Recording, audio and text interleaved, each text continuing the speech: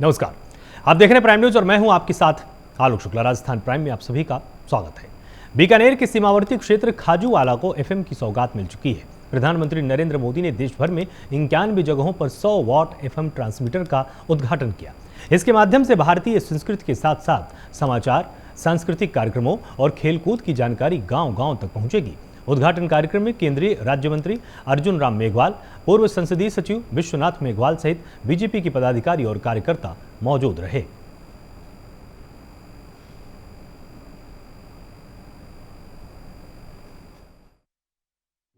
देखिए, जैसे मैंने अभी आपको कहा कि पूरे देश में 85 जिलों में 91 एफएम जो स्टेशन है 100 वाट के ये स्थापित हुए हैं, उनका उद्घाटन हुआ है। तो संचार के क्षेत्र में ये बड़ी क्रांति है। इसमें कुछ आकांक्षी जिले भी आ रहे हैं, सीमावर्ती क्षेत्र भी आ रहे हैं, कुछ ऐसे ब्लॉक आ रहे हैं जहां पर कम्युनिकेशन या संचार के साधन पहले पूरे नहीं थे। तो ये आज़ादी के अमृत महोत्सव में और अमृत काल के पहले वर्ष में ये बहुत बड़ी इन क्षेत्रों को सौगात मैं कह सकता हूं। तो 100 वॉट के एफएम ट्रांसमीटर का उद्घाटन हुआ है। बीजेपी के तमाम पदाधिकारी और कार्यकर्ता इस कार्यक्रम में मौजूद रहे हैं। सीमावर्ती क्षेत्रों को एफएम की सौगात मिलने के बाद से ग्रामवासियों में भी खुशी का माहौल देखने को मिला है। आपको याद होगा, प्रधानमंत्री नरेंद्र मोदी ने वर्चुअल माध्यम से इन ट्रांसमीटरों का उद्घाटन किया था और 91 शहरों को इसमें चुना गया है। और अधिक जानकारी अपडेट्स के लिए हमारे साथ संवाददाता सुरेश जैन यहां पर जुड़ चुके हैं। तो सुरेश, आपसे जानना चाहेंगे कितनी बड़ी सौगात ये पूरे क्षेत्र को मानी जा रही है और इससे कितना लाभ मिलेगा पूरे इलाके को? आलोक, आपको बता दूं कि ये आज प्रधानमंत्री नरेंद्र मोदी ने देश भर में 91 जगहों पर 100 वाट एफएम ट्रांसमीटर का उद्घाटन किया है। इसी के तहत सीमावर्ती क्षेत्र खाजूवाला में भी आज एफएम का उद्घाटन किया, जिसमें वर्चुअल उद्घाटन में केंद्रीय राज्य मंत्री अर्जुन राम मेघवाल एवं पूर्व संसदीय सचिव डॉक्टर विश्वनाथ मेघवाल आदि अनेक पदाधिकारी मौजूद रहे।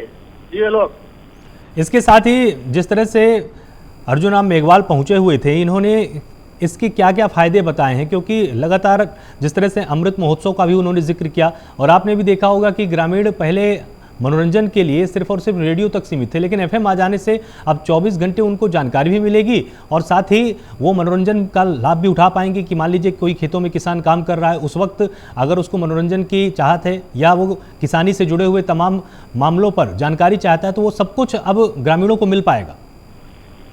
ये लोग उन्होंने कहा कि आकाशवाणी केंद्रों के लोकार्पण के माध्यम से भारतीय संस्कृति के साथ साथ समाचार, सांस्कृतिक कार्यक्रमों के साथ खेल कूद की जानकारी गांव ढाणी तक पहुंचेगी। इसके माध्यम से दूरसंचार के साधन मजबूत होंगे, इससे ग्रामीणों को काफी लाभ मिलेगा। ये लोग इसके साथ ही जब आपने ग्रामीणों से बात की होगी सुरेश, तो उनका क्या कुछ कहना है? वो लोग कितने उत्साहित हैं? ग्रामीणों में काफी उल्लास देखा गया। उन्होंने कहा कि हमें ये एक नई सौगात मिली है, इसका उन्होंने प्रधानमंत्री का बहुत बहुत आभार व्यक्त किया। जी लोग, आप लगातार हमारे साथ जुड़े रहिए। एक और बड़ी खबर है, वो भी हम अपने दर्शकों को बताएंगे। दिल्ली के जंतर मंतर पर धरने पर बैठे पहलवानों के समर्थन में राष्ट्रीय लोकतांत्रिक पार्टी ने प्रदेशव्यापी आह्वान किया है। इनके आह्वान पर आज जिला कलेक्ट्रेट पर प्रदर्शन कर कलेक्टर को ज्ञापन भी सौंपा गया है। युवा नेता विजयपाल बेनीवाल की अगुवाई में किए गए इस प्रदर्शन में रालोपा समर्थकों ने रोष जताया है कि पहलवान लगातार बृजभूषण शरण सिंह के खिलाफ यौन उत्पीड़न के आरोप में एफआईआर दर्ज करने की मांग कर रहे हैं। इसके पहले भी जनवरी में जब पहलवानों ने धरना दिया था, तब केंद्र सरकार ने सभी मांगे मानने और उचित कार्रवाई का भरोसा दिलाया था और आरोपी की जांच के लिए समिति का गठन भी किया गया था, लेकिन समिति अभी तक किसी ठोस निर्णय पर पहुंच नहीं पाई और मजबूरन उन्हें फिर से धरने पर बैठना पड़ा है। दिल्ली में जंतर मंतर पर हिंदुस्तान का गौरव बढ़ाने वाले और भारत का झंडा तिरंगा जो दुनिया में फहराने वाले पहलवान हैं, पहलवान आज यौन शोषण के गंभीर आरोप कुश्ती फेडरेशन के अध्यक्ष के ऊपर लगा रहे, बावजूद इसके उनकी गिरफ्तारी नहीं हुई, ना उन पर कोई एफआईआर हुई। केंद्र की सरकार उनको बचाने का प्रयास कर रही है और हम आज हनुमान बेनीवाल जी राष्ट्रीय लोकतांत्रिक पार्टी के सुप्रीमो के आह्वान पर राजस्थान के प्रत्येक जिला मुख्यालय पर ज्ञापन देने की कड़ी में आज बीकानेर जिला मुख्यालय पर कलेक्टर महोदय के मार्ग पर राष्ट्रपति को ज्ञापन देने जा रहे हैं। ज्ञापन दिया है और हमारी मांग है तत्काल प्रभाव से पहलवानों की अनुरूप। और अधिक जानकारी अपडेट्स के लिए हमारे साथ लगातार संवाददाता सुरेश जैन यहां पर जुड़े हुए हैं। तो जिस तरह से पहलवानों के समर्थन पर यहां कलेक्ट्रेट में प्रदर्शन किया गया, क्या कुछ लोगों ने कहा है, उनकी क्या मांगे हैं और ज्ञापन में क्या कुछ लिखा गया है? लोग आपको बता दूं कि ये राष्ट्रीय लोकतांत्रिक पार्टी के समर्थन रोष जताते हुए बताया कि पहलवान लगातार ब्रजभूषण शरण सिंह के खिलाफ यौन उत्पीड़न के आरोप में एफआईआर दर्ज करने की मांग कर रहे हैं, लेकिन केंद्र सरकार ये पहलवानों की सुनवाई नहीं कर रही है। जनवरी में जब पहलवानों ने धरना दिया था तब केंद्र सरकार ने सभी मांगे मानने और उचित कार्रवाई का भरोसा दिलाया था। उस पर अभी तक कोई कार्रवाई नहीं हुई है एवं ठोस निर्णय नहीं पहुंच पाई है, जिसके लिए उन्होंने धरने पर बैठना पड़ रहा है। ये लोग इसके साथ ही रालोपा के पदाधिकारियों ने आगे के लिए क्या बताया कि मान लीजिए अगर इनके ज्ञापन का भी कोई असर नहीं होता है और अगर कोई महत्वपूर्ण सुनवाई नहीं होती है तो आगे का रोड मैप क्या है, ये फिर कितना व्यापक आंदोलन कर सकते हैं? उन्होंने कहा कि केंद्र सरकार अगर पहलवानों की मांगों को नहीं सुनेगी तो राष्ट्रीय लोकतांत्रिक पार्टी देश भर में आंदोलन करेगी, जिसकी पूरी जिम्मेवारी केंद्र सरकार की होगी। जी लोग बहुत बहुत शुक्रिया मेरे साथ जुड़ने के लिए यहाँ पर सुरेश, और ये महत्वपूर्ण जानकारी देने के लिए।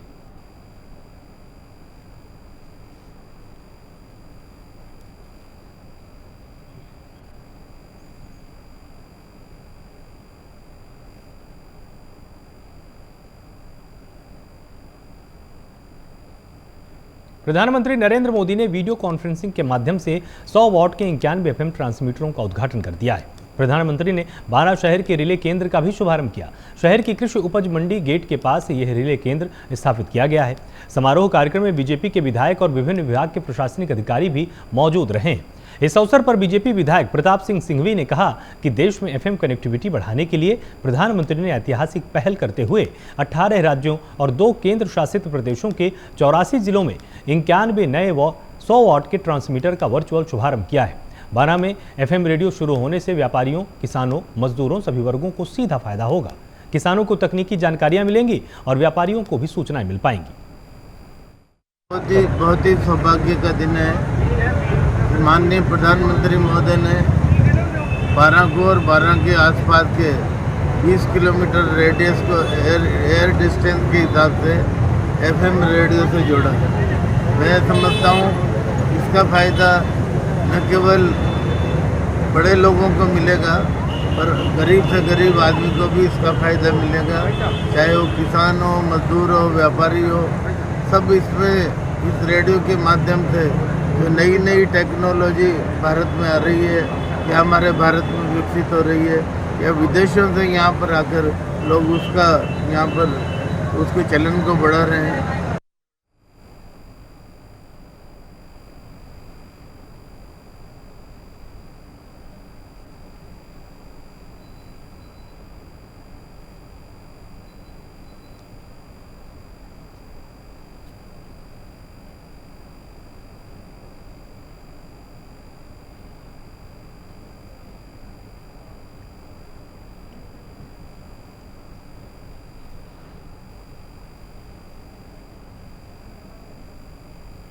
तो पीएम मोदी ने वर्चुअल उद्घाटन किया है और 12 को भी एक रिले केंद्र की बड़ी सौगात दी गई है।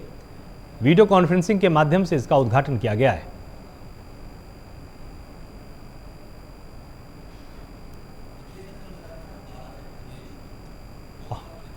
और अधिक जानकारी अपडेट्स के लिए हमारे साथ संवाददाता ब्रजेश यहां पर जुड़े हुए हैं। तो आपसे जानना चाहेंगे कितनी बड़ी सौगात 12 को प्रधानमंत्री मोदी ने दी है और इससे कितना लाभ पूरे क्षेत्र को होगा?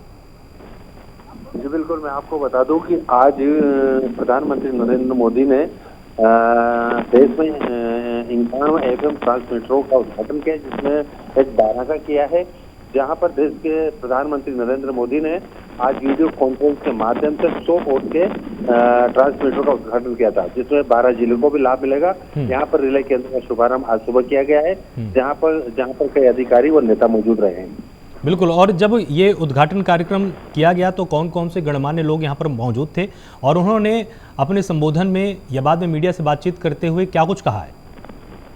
जी बिल्कुल, मैं आपको बता देता हूँ कि 12 में यहाँ पर भाजपा जिला अध्यक्ष जगदीश मीणा, पूर्व छबड़ा विधायक प्रताप सिंह सिंघवी और पूर्व विधायक ललित मीणा सहित कई प्रशासनिक अधिकारी मौजूद रहे। वहीं भाजपा के विधायक प्रताप सिंह सिंघवी ने कहा है कि देश में एफएम कनेक्टिविटी बढ़ाने के लिए प्रधानमंत्री ने ऐतिहासिक पहल करते हुए 18 राज्यों और 2 केंद्र शासित प्रदेशों के जिलों में 91 नए 2 वोट के 5 मीटर का वर्चुअल शुभारंभ किया है। 12 में एफएम रेडियो शुरू होने से व्यापारियों, किसानों और मजदूरों को सभी वर्गों को फायदा मिलेगा। बिल्कुल। और ब्रजेश, जब आपने स्थानीय लोगों से बातचीत की होगी तो उनका क्या रिएक्शन था? जिस तरह से किसानों को, मजदूरों को, व्यापारियों को, हर एक वर्ग को इसका लाभ होगा, उनका क्या कुछ कहना था? बिल्कुल, उन्होंने कहा है कि जो नए एफएम 10 मीटर का वर्चुअल जो शुभारंभ हुआ है, इसमें व्यापारियों सहित किसानों, उनका कहना था कि रेडियो के माध्यम से जहाँ बिजली की व्यवस्थाएं नहीं है, जिन जगह टेलीविजन की व्यवस्थाएं नहीं है, वहाँ रेडियो के माध्यम से इन चीज़ों को सुनकर और लोग फायदा ले सकें। बिल्कुल, आप लगातार हमारे साथ यहाँ पर जुड़े रहिएगा। एक और बड़ी खबर है जो अपने दर्शकों को हम यहाँ पर बताएंगे। तो प्रधानमंत्री मोदी ने 12 में वीडियो कॉन्फ्रेंसिंग के जरिए एफएम सेंटरों का उद्घाटन किया है। वहीं 12 कोतवाली थाना पुलिस ने आत्महत्या के लिए मजबूर करने के मामले में एक आरोपी को गिरफ्तार कर लिया है। सीआई ने बताया कि 24 फरवरी को जितेंद्र सिंह राजपूत ने कोतवाली थाने में मामला दर्ज कराया था कि उसके बेटे ने फांसी लगाकर आत्महत्या कर ली। मौके पर पुलिस को एक भी सुसाइड नोट बरामद नहीं हुआ। मौके पर एक सुसाइड नोट भी मिला था। पुलिस ने मामले में कार्रवाई करते हुए आरोपी को गिरफ्तार कर लिया है।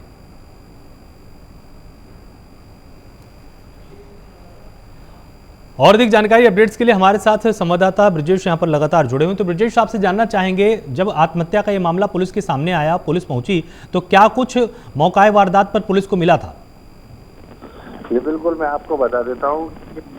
एक व्यक्ति था जो मोटी रकम लेकर ब्याज पर पैसे दिया करता था। तो वहीं जिस व्यक्ति ने ब्याज पर पैसे लिए थे, वहां पर अपना सुसाइड नोट लिखकर छोड़ा है कि मैं जिस व्यक्ति से पैसे लिया करता था उधार, वो मोटे ब्याज पे नहीं चुका पा रहा था, ये लिखकर उसने छोड़ा है। कि अभी तक पूरी जांच कर रही है। हालांकि आरोपी को गिरफ्तार कर लिया है। बिल्कुल। और जो सुसाइड नोट बरामद किया गया था उसमें क्या कुछ लिखा हुआ था?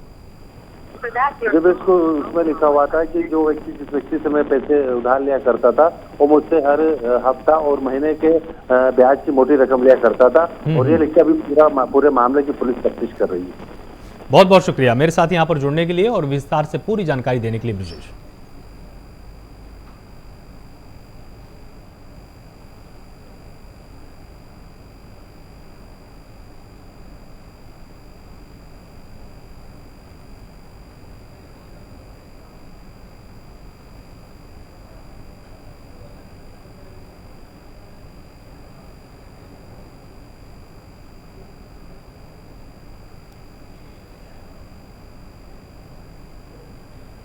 कोटा मंडल में एक बार फिर से वंदे भारत ट्रेन की टेस्टिंग की जाएगी। 5 मई को वंदे भारत का एक नया रैक कोटा आएगा और अगले 2 दिनों तक इसकी टेस्टिंग होगी। अपर मंडल रेल प्रबंधक मनोज कुमार जैन ने बताया कि कोटा मंडल को हाई स्पीड ट्रायल के लिए जाना जाता है।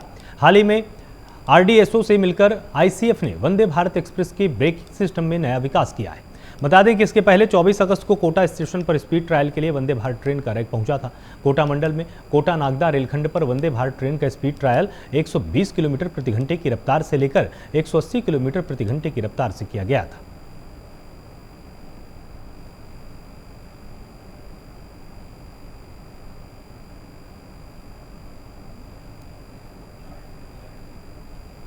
तो वहाँ पे भी उसको इंटरलॉक कर दिया गया है स्टेशन से। इससे एक तो गेट जल्दी खुलेगा, बंद होगा, त्वरित कोऑर्डिनेशन रहेगा लेवल क्रॉसिंग के गेटमैन और स्टेशन के बीच में, और सेफ्टी भी बढ़ेगी। स्टेशन से यदि कोई ट्रेन छुटी हुई है तो गेट खुलेगा नहीं।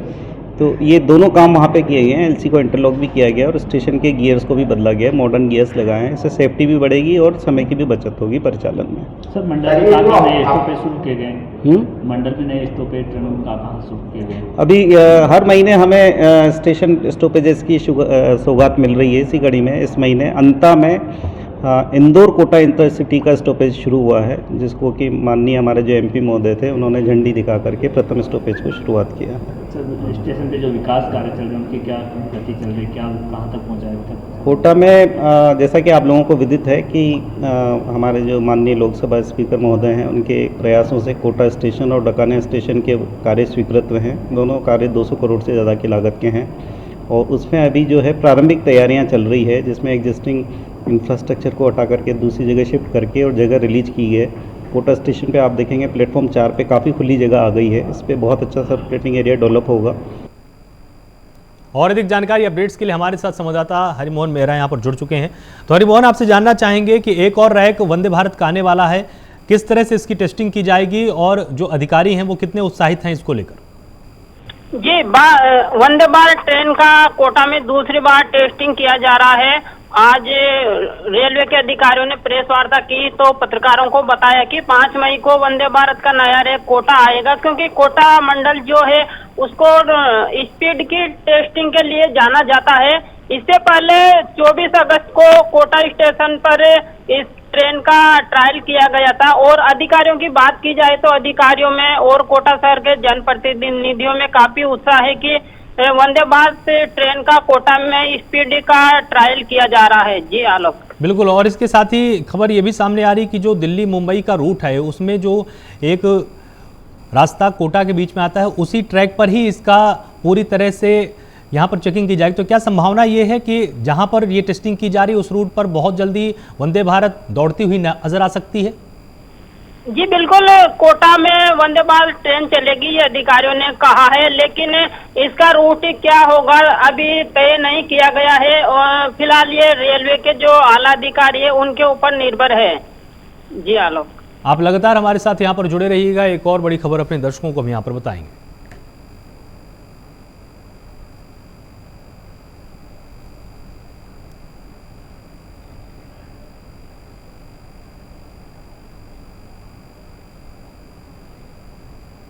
कोटा शहर के किशोरपुरा थाना क्षेत्र में बाइक टकराने के विवाद में कुछ बदमाशों ने लोकसभा स्पीकर के स्टाफ से मारपीट कर दी। मारपीट में घायल स्टाफ को इलाज के लिए निजी अस्पताल में भर्ती करवाया गया। सूचना मिलने पर पुलिस के आला अधिकारी मौके पर पहुंचे और आसपास के इलाके में नाकाबंदी कर पांच बदमाशों को गिरफ्तार किया गया। घटना के बाद से लोकसभा स्पीकर कैंप कार्यालय की सुरक्षा बढ़ा दी गई है। कैंप कार्यालय के बाद संबल गार्डन रोड पे एक्सीडेंट हुआ। मौके पे गए, मौके पे मोटरसाइकिल पड़ी मिली। पीए साहब जहाँ राघवेंद्र जी और जीवेंद्र जी दोनों मिले हुआ उनको हॉस्पिटल भेजा। पता चला कि ये दोनों घर जाने के लिए अपनी कार के पास खड़े थे, तभी किशोरपुरा की तरफ से 2 मोटरसाइकिल के 5 लड़के आए और पहले तो इनकी कार के टक्कर मारी, कार के फाटे मारी और फिर उसके बाद में इनके दोनों में टक्कर लगी तो दोनों ये भी गिर गए और जिन्होंने टक्कर मारी वो लड़के भी नीचे गिर गए, उनके भी चोटें लगी। गिरने पड़ने से खून बिखरा हुआ था, उनका सैंपल लिया। टक्कर मार के इनके मोबाइल लेके चले गए। वो इनके साथ में एक और मोटरसाइकिल थी, उसमें भी 2 लड़के थे, वो उठा के उनको लेके चले गए। मोबाइल भी छीन के लेके चले गए। उनका मेडिकल कराया और भारत विकास परिषद में इलाज चल रहा है, पूछताछ करके। और अधिक जानकारी अपडेट्स के लिए हमारे साथ संवाददाता हरिमोहन मेहरा यहाँ पर जुड़े हुए हैं। तो हरिमोहन, आपसे जानना चाहेंगे ये पूरा मामला क्या है बाइक टकराने का और इसके बाद पुलिस ने क्या एक्शन लिया है? ये आलोक के पूरा मामला बुधवार देर रात 12 बजे का है। कोटा में लोकसभा अध्यक्ष का जो कार्यालय है तो उसके बाहर जीवनधर जैन और राघवेंद्र जी जो कि बिरला जी के पीए है वहाँ खड़े थे और बातचीत कर रहे थे। इतने में एक मोटरसाइकिल आई तेज गति से और उनके गाड़ी के टकरा गए, जिससे कि दोनों पीए के और गाड़ी चलाने वाले के भी चोट आई है। तो तुरंत जो गाड़ी चलाने वाला व्यक्ति था उसने उसके साथियों को बुला लिया और जो बिरला जी के पीए है जीवनधर जी, राघवेंद्र जी, उनके साथ मारपीट करके उनका मोबाइल भी छीन कर ले गए। क्योंकि मामला लोकसभा अध्यक्ष से जुड़ा हुआ है तो पुलिस एक्टिव हो गई। साथ ही आईजी, एसपी, बड़े आला अधिकारी मौके पर पहुंचे और फिलहाल पुलिस ने 5 लोगों को गिरफ्तार किया है और आगे उनसे पूछताछ की जा रही है। बिल्कुल। और इसमें जो बाइक सवार युवक था उसका क्या रिएक्शन सामने आया है कि उसने इस तरह की गलती कैसे कर दी? जी फिलहाल अगर पुलिस की इसकी माने तो उसके दारू वगैरह, शराब वगैरह पी रखी थी या कुछ इसी तरह की है, ये पूरी बातें जांच में सामने आएगी। फिलहाल आरोपियों से 2 मोटरसाइकिल और पीए के मोबाइल बरामद किए गए हैं। आलोक, बहुत बहुत शुक्रिया मेरे साथ यहाँ पर जुड़ने के लिए और विस्तार से पूरी जानकारी देने के लिए हरिमोहन।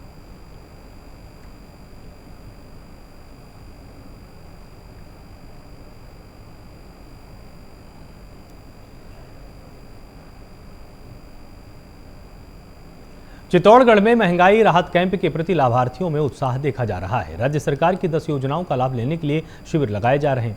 जहां पिछले 3 दिनों में लाखों की संख्या में लाभार्थी अपना रजिस्ट्रेशन भी करवा चुके हैं।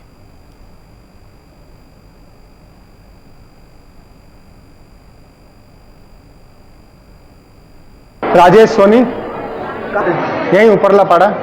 आज यहाँ पर पहुँचे हैं, क्या उत्साह देखा जा रहा है लोगों जनता में? राजस्थान के यशस्वी मुख्यमंत्री आदरणीय अशोक जी गहलोत साहब की जनता को महंगाई से राहत देने के लिए 24 अप्रैल से 30 जून तक ये शिविर आयोजित किए जा रहे हैं। आप देख रहे हैं कि महंगाई की कितनी मार केंद्र की सरकार की ओर से जनता पे दी गई है। उसको ऊपर राहत पहुंचाने के लिए राजस्थान के मुख्यमंत्री आदरणीय अशोक जी गहलोत ने कई क्षेत्रों में विशेष रूप से छूट दी। आज शिविर में देखिएगा। बीकानेर में टेम्पो और बस की भिड़ंत में 3 लोगों की मौत हो गई। बस में बैठे अन्य व्यक्ति गंभीर रूप से घायल हो गया। सूचना पर पहुंची पुलिस ने शव को कब्जे में लेकर पोस्टमार्टम के लिए भेज दिया है और आगे की कार्रवाई में जुटी हुई है।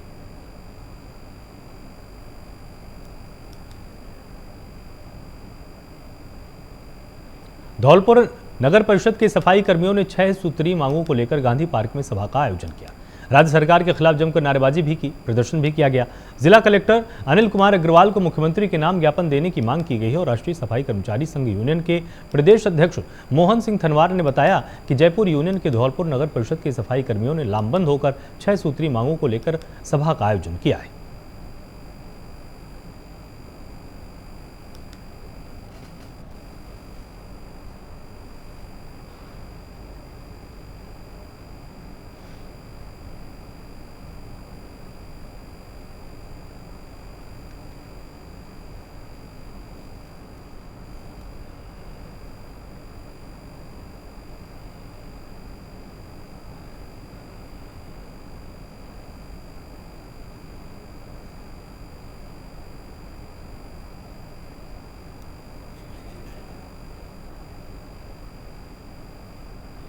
धौलपुर जिले के सैपाऊ थाना इलाके में 50 साल के एक व्यक्ति की संदिग्ध अवस्था में शव प्राप्त होने के बाद से सनसनी फैल गई। मौके पर ग्रामीणों की भारी भीड़ भी जमा हो गई।